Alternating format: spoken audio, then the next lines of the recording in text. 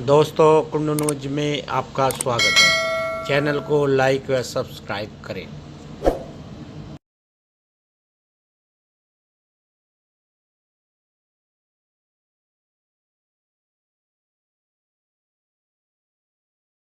राष्ट्रीय जाट पार्लियामेंट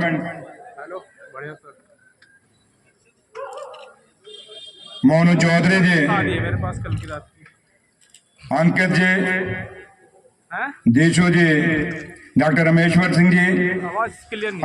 अंतर्राष्ट्रीय जाट संसद के नेतागण और मेरे सामने बैठे हुए क्रांतिकारियों की ये धरती, जाट सरदारी के अलग अलग प्रदेशों से आए हुए मेरे बुजुर्गों, नौजवान दोस्तों और मेरी बहनों, मेरठ की इस धरती पे सर छोटू राम की यह धरती, चौधरी चरण सिंह जी की यह धरती, बाबा टकेत जी की यह धरती, इस धरती पे सुरेंद्र चौधरी को इतना प्यार देने के लिए आप सबका बहुत बहुत शुक्रिया। आज राजा प्रताप सिंह, महेंद्र सिंह जी के जन्मदिन के अवसर पर आप सब ने, क्योंकि मेरा प्रोग्राम आगरा में आने का था और मेरे भाई राम अवतार प्रसानिया साहब ने जब हुक्म किया कि नहीं आपने मेरठ भी आना है, मैंने कहा टाइम बहुत कम है क्योंकि मैंने जम्मू वापस जाना है, क्योंकि आपको पता है कि नई नई सरकार बनी है, वहां पे अभी जिम्मेदारियां भी ज्यादा हैं। और मेरे बुजुर्गों, मेरे भाइयों, आपका ये बच्चा, आपका ये भाई, आपको पता है कि वहां पे मैं डिप्टी चीफ मिनिस्टर बना हूं। मेरी मां वैष्णो देवी का आशीर्वाद से, क्योंकि मैं मां वैष्णो देवी की धरती से आया हूं, मां वैष्णो देवी की धरती का, मां वैष्णो देवी का आशीर्वाद जम्मू कश्मीर के हर कण कण में, हर बच्चे बच्चे के ऊपर है। और मेरी मां के आशीर्वाद से आज मैं यहां पहुंचा हूं। और आज जब मैं बना, आज मुझे खुशी भी है क्योंकि जब मैं बना तो उस समय भी ये देश से काफी हरियाणा से, उत्तराखंड से, राजस्थान से, मध्य प्रदेश से, यूपी से, अलग अलग राज्यों से पलसानिया साहब की रहनुमाई में वहां मेरे भाई, मेरे बुजुर्ग वहां पे आए थे मुझे आशीर्वाद देने और मुबारकबाद देने।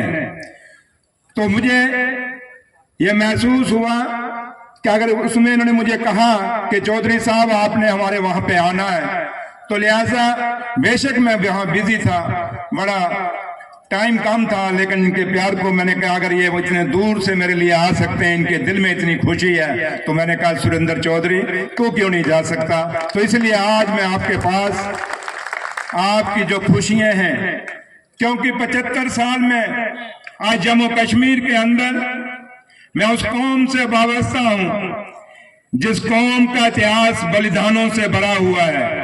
मैं उन बुजुर्गों का वारिस हूं जिन बुजुर्गों के अपने इतिहास में, अपने कारनामों से, अपनी शहादतों से, अपनी वफादारी के इतिहास लिखे हुए हैं। और पन्नों के पन्ने हमारे बुजुर्गों के इतिहास में लिखे हुए हैं, सिर्फ इसलिए कि हम जिसके वफादार हुए तो उसके लिए जान भी दे दी, अगले ने कुछ दिया या ना दिया, लेकिन हम कुर्बान हो जाते हैं। मैं उनका वारिस हूं।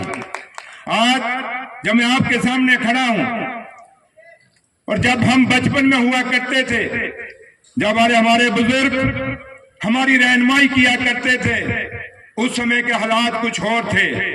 और जब हम इस देश के अंदर, इस दुनिया के अंदर अलग अलग जगह, चाहे कोई भी शोबा हो, चाहे खेल का हो, चाहे नौकरियों में हो, चाहे IPS हो, IAS हो, या कहीं भी हम चले जाएं, हमारे लोगों का कहीं कमी नहीं। लेकिन एक वक्त था जब हमारे बुजुर्ग हमारी रहनुमाई करते थे, उस समय हम लोग इन बड़े बड़े ओहदों पे नहीं थे। लेकिन आज जब हम लोग हैं, हम ओहदों पे जरूर पहुंच गए, लेकिन अपने बुजुर्गों ने जो हमें मान और सम्मान सियासत के अंदर दिलाया था, वो सम्मान कहीं खो चुके हैं। ये हमें सोचने और विचार करने की जरूरत है। मेरे बुजुर्गों, मेरे भाइयों, जम्मू कश्मीर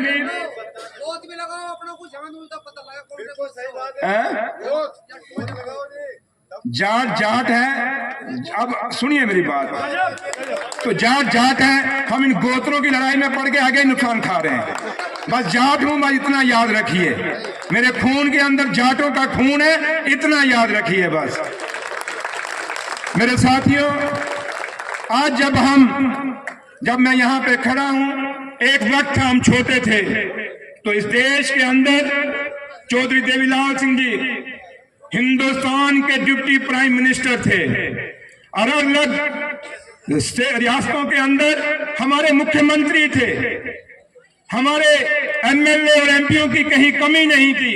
और जब मैं आज आपके सामने खड़ा हूं तो बिल्कुल एक दिया लेके आप देख रहे हैं कि जम्मू कश्मीर से एक डिप्टी चीफ मिनिस्टर है। कभी ये सोचा है हमने? ये सोचने की जरूरत है। जो कौम डिप्टी प्राइम मिनिस्टर पे पहुंच गई, वो आज एक एक ओहदे के लिए देख रही है। बाबा साहब भीमराव अम्बेडकर ने कहा था, पढ़िए, एकजुट होइए।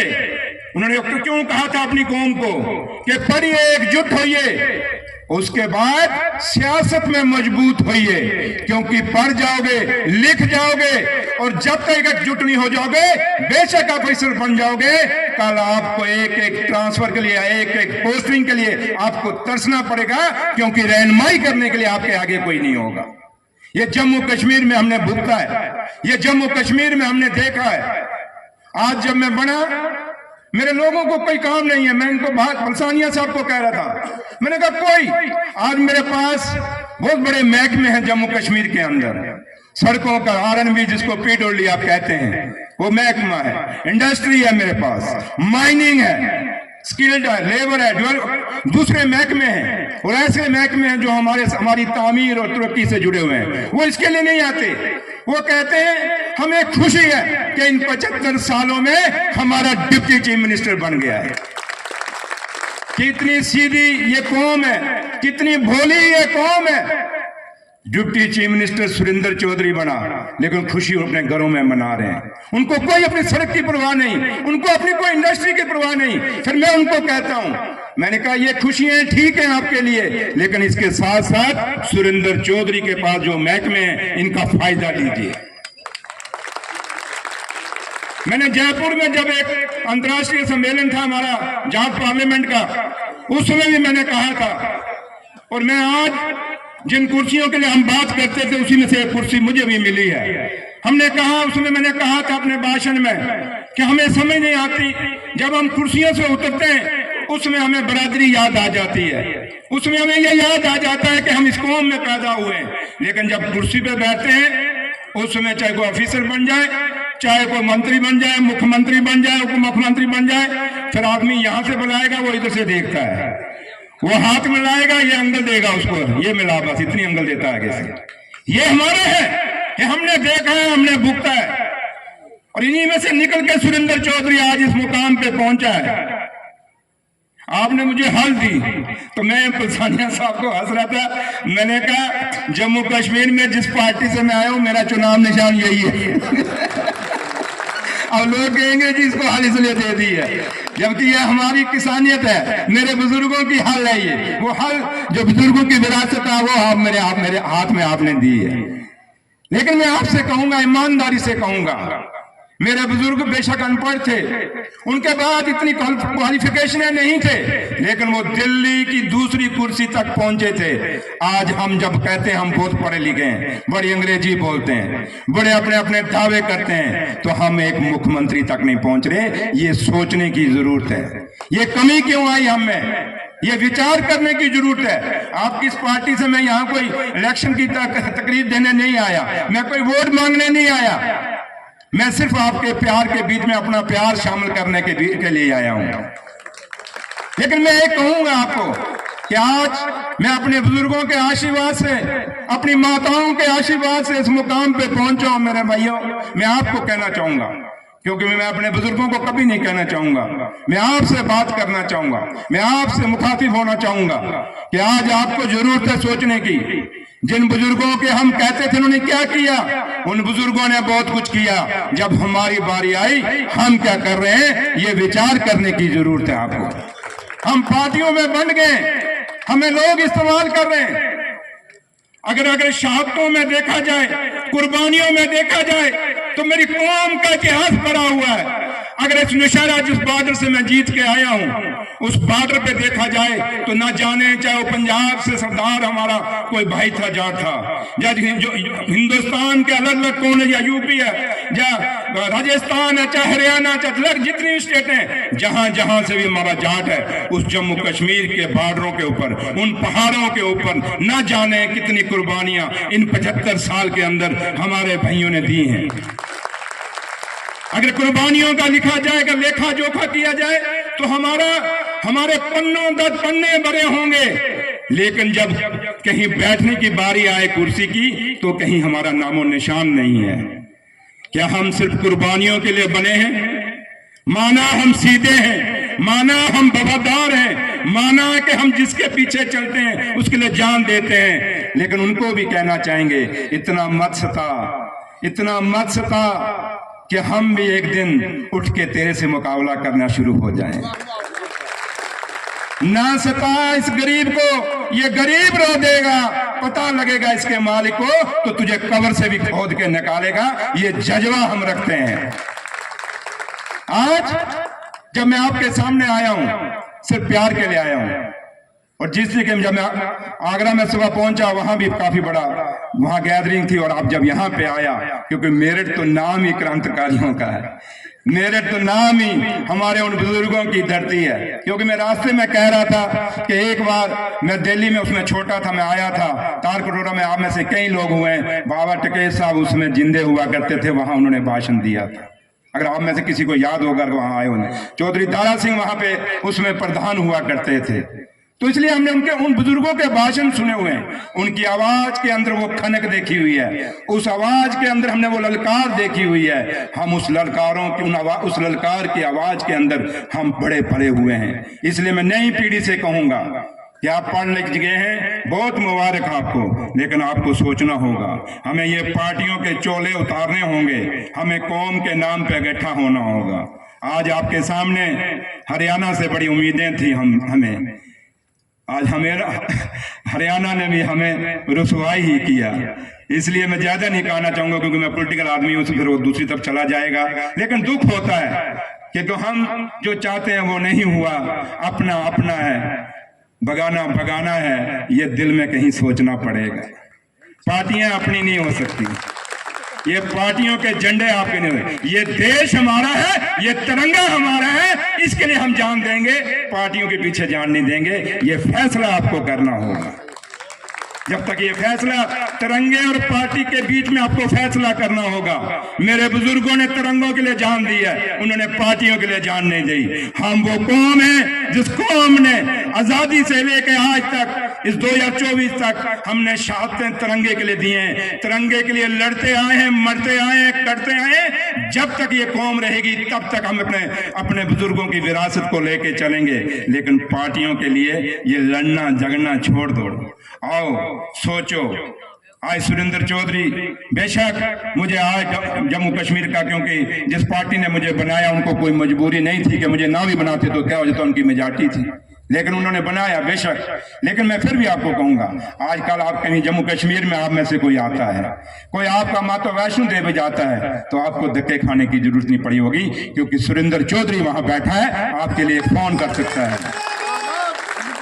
इसलिए मैं आपसे कहूंगा, इस मंच पे आया हूं, एक विश्वास के साथ आया हूं कि मैं चाहता हूं कि सुरेंद्र चौधरी ये चाहता है कि हमारा फिर से वही नाम हो। अगर हम डिप्टी प्राइम मिनिस्टर तक पहुंचे थे तो प्रधानमंत्री तक पहुंचे, तब बात बनेगी, तब कहीं बात चलेगी। तब से ही मैं अपने बुजुर्गों को, हम जो बुजुर्ग दुनिया छोड़ गए, जिनके हमने नाम इन मंचों से लेते हैं, जिनके लिए नारे हम इन मंचों से मारते हैं, उनका तभी उनको सही श्रद्धांजलि मिलेगी जब हम उनसे ऊपर आगे निकलेंगे। बेटा, वो बेटा जो बाप से 4 कदम आगे निकले, वो बेटा कभी बेटा नहीं हो सकता जो बाप के बनाए हुए एक मुकाम को उससे भी पीछा चला जाए। क्या उसको मुकाम कहते हैं? क्या कहते हैं क्या? तो इसलिए ये सोच और विचार करना पड़ेगा। इसलिए जम्मू कश्मीर के अंदर जब भी कभी आए, कश्मीर में घूमना चाहें आप आए, वहां सब कुछ ठीक है। हमारे पत्रकार भाई जो मर्जी लिखें, टीवियों में दिखाएं जम्मू कश्मीर के हालात ठीक हैं। अगर हालात ठीक हैं तो तभी हम सुरेंद्र चौधरी वहां का डिप्टी चीफ मिनिस्टर है। तो इसलिए आप आए, जब भी आपने वहां घूमना है जोर शोर से आए, लेकिन वही आए जो कौम का हमदर्द है, जो कौम की तरक्की चाहता है। मुझे बेईमानों की जरूरत नहीं, मुझे हमदर्दों की जरूरत है। मेरी बात बेशक कईयों को चुभेगी, लेकिन मैं सच कहने में कभी परहेज नहीं करता, क्योंकि सच्चाई सच्चाई है। मुझे भी, जैसे आज आपको फक्र है कि हमारा डिप्टी चीफ मिनिस्टर वहां है, मुझे भी फक्र होगा जिस दिन मैं दिल्ली अपने प्रधानमंत्री को मिलने जाऊंगा, मैं कहूंगा चौधरी फलाने को एज ए प्राइम मिनिस्टर मिलने जाऊंगा, उस दिन मुझे फक्र होगा। इसलिए मैं आपसे यही उम्मीद करता हूं कि आप, क्योंकि जब देश की आजादी की लड़ाई लड़ी गई, बड़े चंद लोग थे। महारानी झांसी कितनी थी? 1857 में उसने एक चिंगारी लगाई, 1947 में उस चिंगारी ने रूप लिया और ये तिरंगा झंडा आसमान में लहराया था। कितने लोगों ने कुर्बानी, एक छोटा बच्चा मुझे शहीद भगत सिंह का यहाँ एक फोटो दे के गया। इन नौजवानों ने 20-20, 21 साल के अंदर अपनी कुर्बानियां दी। ये चंद लोग थे। क्या इसलिए दी थी कि हम जिस देश को चलाना चाहते हैं ऐसे चलाना चाहते हैं? तो इसलिए वो थोड़े से लोग थे और देश की आजादी पा गए थे।